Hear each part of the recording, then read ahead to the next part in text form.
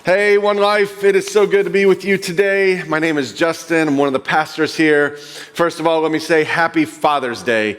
I am so grateful for the many men that have walked alongside of me, poured into my life. Grateful for my dad, grateful for my grandfathers, and grateful for the many men that have invested in me. And so, Happy Father's Day. I hope you have a wonderful day today. I hope you have the opportunity to celebrate and spend some time with the people that you love, with your kiddos, your wife, your fathers. So happy Father's Day from us to you. Today we're going to continue our series called Kingdom Citizens. And for all of 2022, we have been talking about what it means to be a part of Jesus' kingdom and what it looks like, what it means for us to be bringing his kingdom to the world around us. And this summer, we are studying the book of Philippians. So let me go ahead and invite you to turn your Bibles to Philippians chapter 1. And we're going to start in verse 27 and then work our way into chapter 2 of Philippians today. Remember, in the original text, there were no chapter breaks, there were no verse breaks. And so what we see in our Bibles today looks very different than what the original text would have looked like. During this series this summer, we're going to be doing what is called expository preaching rather than topical preaching. The difference is in topical preaching, you may pick a topic that you're going to talk about for 3 or 4 weeks. And this summer we're doing expository, where we're working our way through a letter that Paul wrote verse by verse, section by section. So let me encourage you to be reading this letter as we study it together this summer. Don't just show up here and listen to me or the other teachers read, but read it for yourself, study it for yourself, underline things, make little notes in the margins of your Bible, grab a journal and grab your device and read along and write down questions that you have and ask God to be teaching you through his written word as we study this letter this summer. All right, here we go. Philippians chapter 1, verse 27. Paul writes these words to a church in a Roman colony called Philippi, to a new group of followers of Jesus. He says this: above all, you must live as citizens of heaven. And then he goes on, he says, conducting yourselves in a manner worthy of the good news about Christ. Then, whether I come and I see you again or only hear about you, I will know that you are standing together in one spirit and one purpose, striving together for the faith, which is the good news. All right, let's stop right there. I want to zero in on a word here. It says, I will know that you are standing together with one spirit and one purpose, striving together for the faith. Some translations use the word contending. One translation uses the word fighting together for the faith. This is an interesting Greek word. So remember, the New Testament is written in the Greek language. This is an interesting Greek word, a fun little Greek word. And the Greek word, I'll see if I can pronounce this correctly, sunatheo. All right, sunatheo. And I don't know if you caught the end of that word, but it's where we get our word athletics or athletes. And so when Paul says striving together, he's using this imagery or this illustration of a team that works together. One person said, teamwork makes the dream work. Yeah, you got that. You've heard that before, right? Teamwork makes the dream work. A team that is a collection of individuals all doing their own thing doesn't work very well, right? If you have a basketball team and all 5 people on the floor are doing their own thing, running in their own direction, doesn't work out very well. If you have a soccer team and you have 11 people on the field and they're all running in their own direction, they want the ball, they want to score, and everybody wants to play offense, it doesn't work out very well. In high school, I played tennis and I played doubles, which meant that I was on a team. And if my teammate and I, we were doing opposite things. If we were doing our own thing, most likely there was going to be a collision at the net and we would be laid out on the ground. It doesn't work whenever you have a group of individuals doing their own thing. But If you give me a team of individuals, of gifted individuals who are willing to work together to make the other team members better, and who are willing to put one another before their self, then we're clicking on all cylinders. Then we can accomplish something beautiful together. So when Paul uses this word of striving, contending together, he isn't talking about a faith as an individual sport, as an individual experience. It's not just about me and Jesus. For Paul, the faith journey is a team sport. It is fully experienced, fully realized. It becomes fully beautiful when it is lived out in community. So before we go any further, let's hear this. Citizens of heaven live out their faith in community. Citizens of heaven live out their faith in community. This is what we want to do during this series. Is we want to ask, what does it mean for us to be citizens of Jesus' kingdom? Well, this is one of those things. What does it mean for me to be a citizen of the kingdom of Jesus? It means that I'm living in community with one another, that I'm striving, that I'm contending in my faith with a team of people. All right, let's jump forward a few verses to chapter 2, verses 1 through 4. Here, Paul is reminding us of what it means to live lives worthy of the gospel. He's going to unfold it for us. He's going to unwrap it for us. He's going to get really practical. He's going to show us what it means to live lives as citizens of heaven. Now, before we read these verses, I want you to not only listen as I read them, I want you to ask God to teach you through His written word. I want you to do that right now. Go ahead, ask God as we read these verses, God, would you teach me? I want you to engage with the Holy Spirit as we read these words. I want you to be open to what God has for you today. God has something for you as we read these verses. So let's read together. Therefore, if you have any encouragement from being united with Christ, if any comfort from His love, if any fellowship in the Spirit, if any tenderness and compassion, then make my joy complete by being like-minded, having the same love, being one in spirit and of one mind. Do nothing out of selfish ambition or vain conceit. Rather, in humility, value others above yourselves, not looking to your own interest, but each of you to the interest of the others. I want to read that one more time, and I want to ask you to look for the word, the phrase that grabs your attention today. Therefore, if you have any encouragement from being united with Christ, if any comfort from His love, if any fellowship in the Spirit, if any tenderness and compassion, then make my joy complete by being like-minded, having the same love, being one in spirit and of one mind. Do nothing out of selfish ambition or vain conceit. Rather, in humility, value others above yourselves, not looking to your own interest, but each of you to the interest of the others.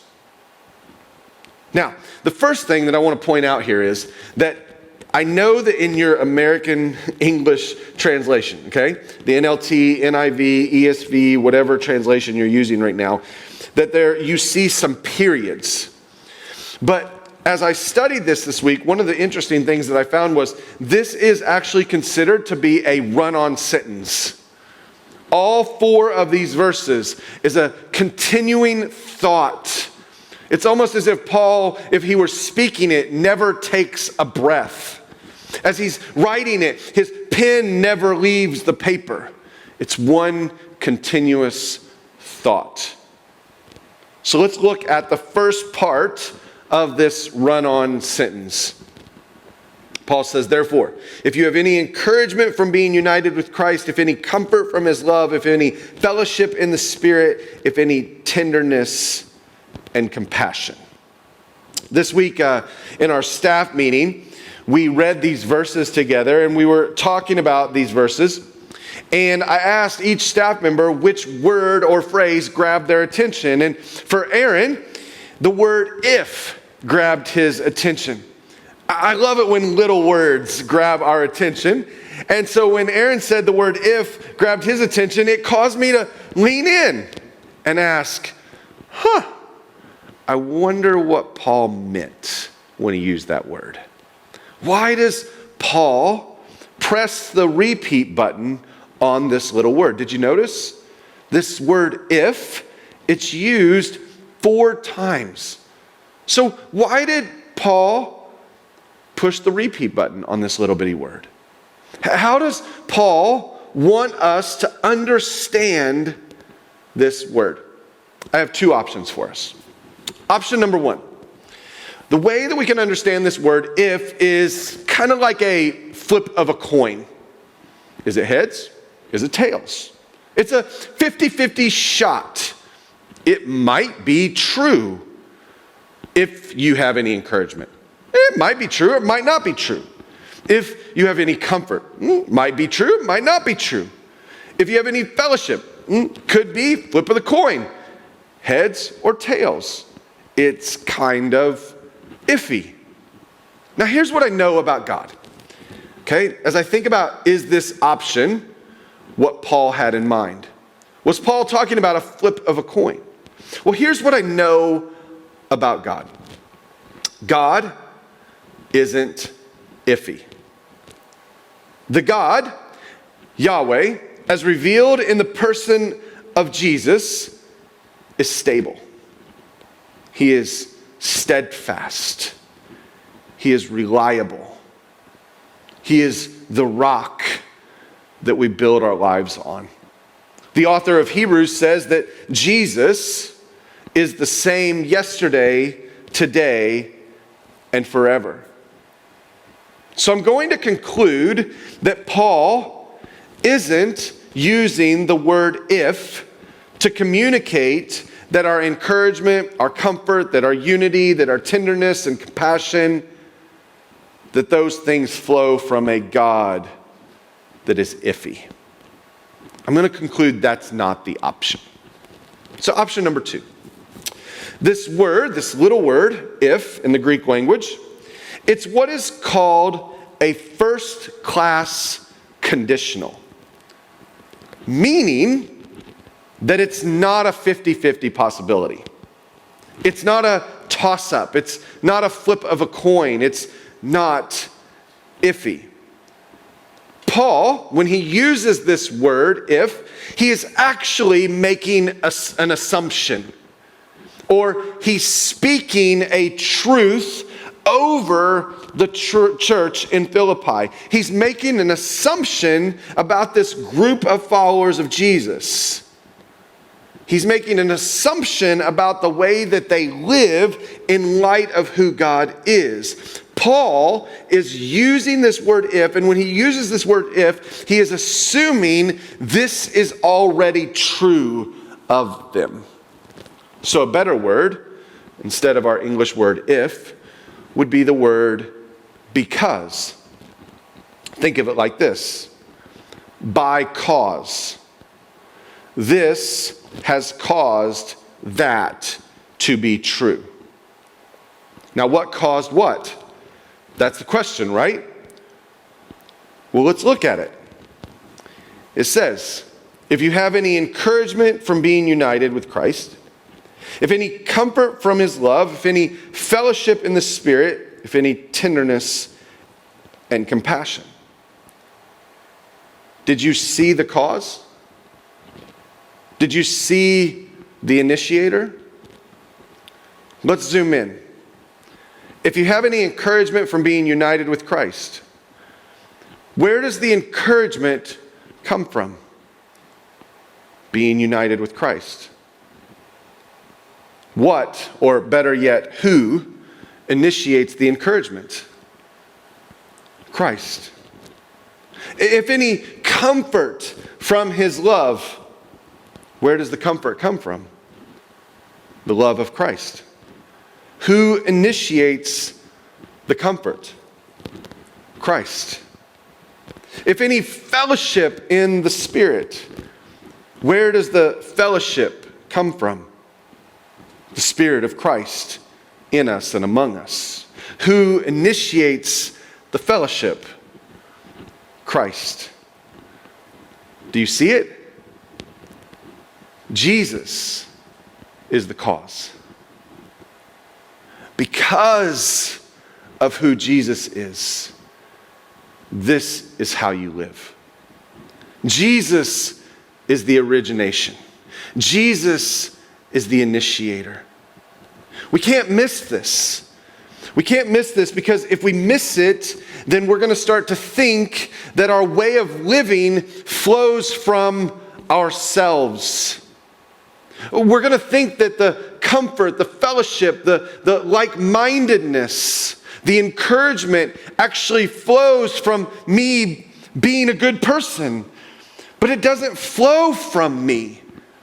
It flows from Christ in me. We can't miss this. We can't think that it flows from ourselves. That's not what Paul is saying. Paul is saying that our living as citizens of heaven flows from the character of the King. Experiencing, interacting with, remaining connected to the King causes us to live the lives that Paul has in mind. Now, let's look at the second part of this run-on sentence. Paul says, then, make my joy complete. He says, this is what would make me happy. This is what I would celebrate. Then make my joy complete by being like-minded, having the same love, being one in spirit and of one mind. Do nothing out of selfish ambition or vain conceit. Rather, in humility, value others above yourselves, not looking to your own interest, but each of you to the interest of the others. Now keep in mind that our new life, our living as citizens of heaven, it flows from who Jesus is. Paul ends verse 2 by sharing that his desire for us as the church is that we would be like-minded, of one spirit, that we would experience unity in and through Christ. Where does that unity come from? From Christ. How do we become like-minded? Through Christ. How do we become of one spirit? Through Christ. Unity, being like-minded as followers of Jesus, is at the heart of conduct that is worthy of the good news of Jesus. Jesus desires that we would be one. He prays this in John chapter 17. Now, unity is not conformity. It's not that we would all look alike, that we would all become little machines or robots. It doesn't mean that we have to all believe the exact same things about every single issue. But becoming like-minded means that our minds are transformed into the likeness of Jesus. Paul talks about this in Romans chapter 12, that our minds are transformed. And as our minds are transformed into the likeness of Jesus, we begin caring about the things that Jesus cares about. We begin seeing the world the way that Jesus sees the world. We begin thinking about one another in the same way that Jesus thinks about us. We become like-minded because we are transformed into the likeness of Jesus. We become like-minded because we experience a unity in the Spirit of Christ. It would look like this. We all say a collective yes to the work of the Spirit in us and through us. We all say a collective yes to the way of the Spirit guiding us. We all say a collective yes to the truth that Jesus' way is always the best way. And so we come together and we discern together.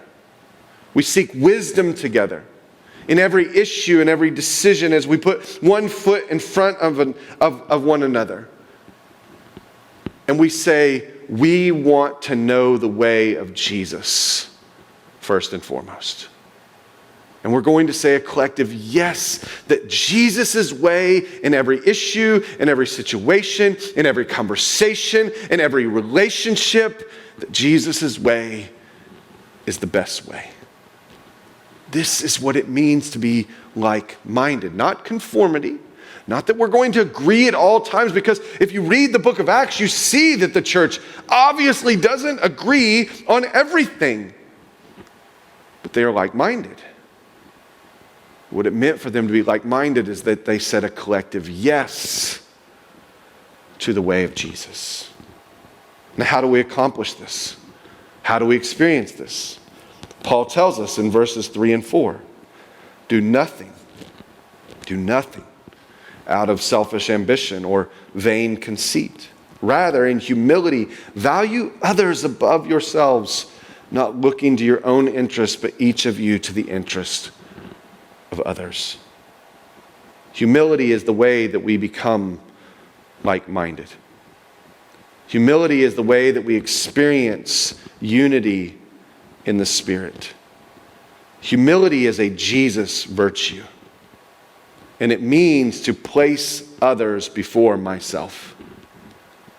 So when we come together and we're talking about an issue, or we're having a hard conversation, we're making a decision, when we're experiencing tension in our relationships, the way that we become like-minded in those moments is through humility, is by considering the person sitting across the table more important than myself, that their interests come before my interest. Now, humility, get this, hasn't always been a celebrated virtue. Like in human history, there was a time when we did not celebrate humility. The Greeks thought that humility was a sign of weakness. They would ask, why would you ever choose to place someone else above yourself? It was the idea that you would always look for a way to get a leg up on the person beside you. Why would you ever think of others before you think of yourself? But then Jesus, right? Jesus comes and he shows us a new way. He shows us what it looks like to be citizens of his kingdom. And in his kingdom, humility is a celebrated virtue. In his kingdom, the first shall be last, and the last shall be first. In his kingdom, you go into the streets and you invite all of the forgotten ones to the dinner party. In his kingdom, you give up the most important seat at the table. In his kingdom, you love and bless and pray for your enemies. In his kingdom, you take up your cross and lay down your life for those who are spitting on you. To the Greeks, this seemed ludicrous. And I wonder if for us, it seems pretty silly. Why would you ever do this? Isn't this a sign of weakness? But Paul says, this humility, this placing others above ourselves, considering others' interests before my own, this is the way we will become like-minded. This is the way that we will experience unity in the Spirit. Humility is the conduct that is worthy of the good news of Jesus. This is the conduct that causes those around you to scratch their heads and say, why are you living this way? This looks so different from the rest of the world. And we say, It's because Jesus. It's by the cause of Jesus who initiated it in me. Now you might ask, how do I get started? How do I live this out? And that's a great question. And I want to encourage you to do two things this week. Number one, I want you to ask God to give you opportunities to consider others above yourself. It's a risky, scary prayer, right? But I want you to pray. I want you to ask God to give you opportunities where you can consider others' interests, their ideas, their thoughts before your own. And when he does, because he will, I want you to lean in. I want you to practice it in your heart, in your mind, and in your actions. The second thing is, I want you to start with your family. I want you to start with those closest to you.